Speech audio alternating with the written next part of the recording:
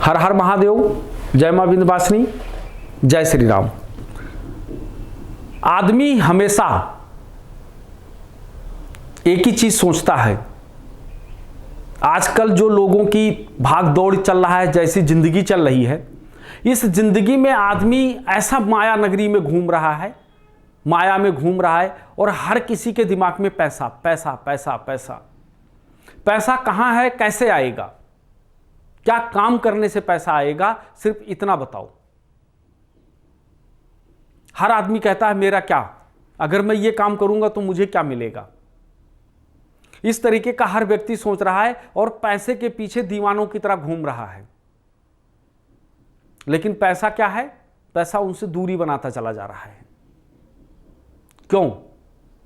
और ऐसा क्या काम करना चाहिए कि जो पैसा मेरे पास आए, हमेशा हमारे पास आए। देखो, मैं अपनी प्रोग्राम में कई बार कहता हूं कि आदमी को ऐसा कर्म करना चाहिए कि लेटे लेटे पैसा आए, सोते सोते पैसा आए। आदमी को ऐसा कर्म करना चाहिए। तो दुनिया में लोग पैसे के पीछे दीवाने हैं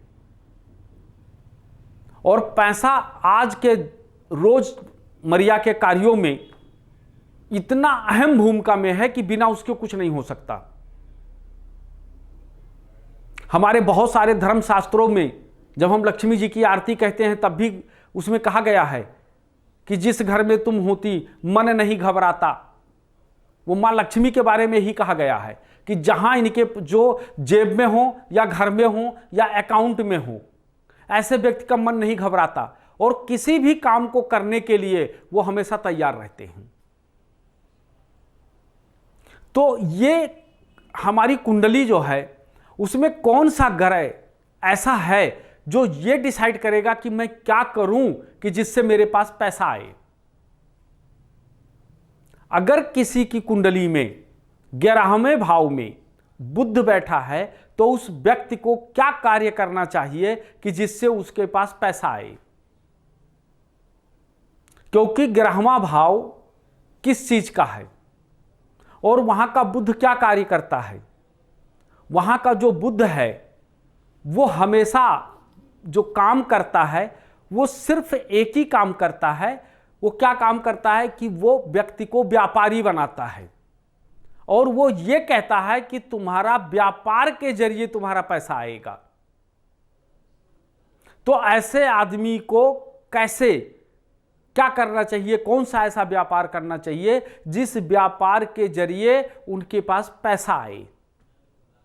सर्वप्रथम 11वां भाव जो है वो लोभ का भाव है, किसी भी मन की मुराद पूरा करने का भाव है, वो लालच का भाव है।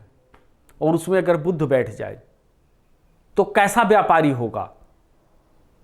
जैसे एक कहावत कही गई है, आप लोगों ने सुना होगा कि संतुष्ट राजा और संतुष्ट बनिया ये बहुत जल्दी नष्ट हो जाते हैं। क्योंकि अगर राजा संतुष्ट है, कुछ नहीं करना चाहता, कहता बहुत है यार, क्या जरूरत है, दूसरा राजा उनके ऊपर चढ़ाई करके उनका राज छीन लेता है।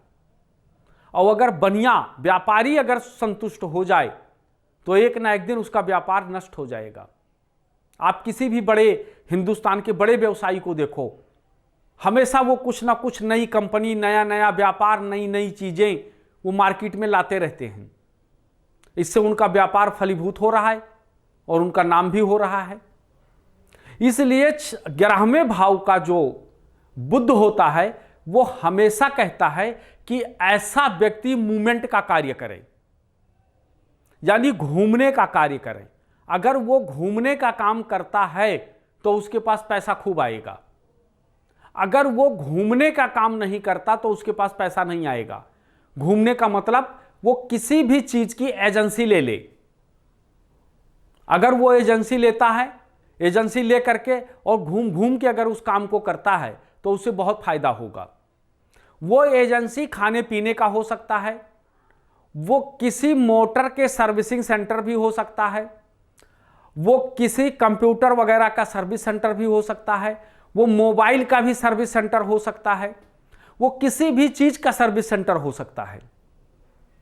अगर इस तरीके का वो लेता है, और दूसरा किसी भी चीज की एजेंसी अगर वो ले लिया और इस पे दौड़ दौड़ के अपने लड़कों को लगा के अगर वो कार्य करवा रहा है या कर रहा है, तो उसका व्यापार बहुत बढ़िया फलीभूत होगा और उसका व्यापार कभी घाटे में नहीं जाएगा और दिन दूना रात चौगुना उसका व्यापार बढ़ता रहेगा।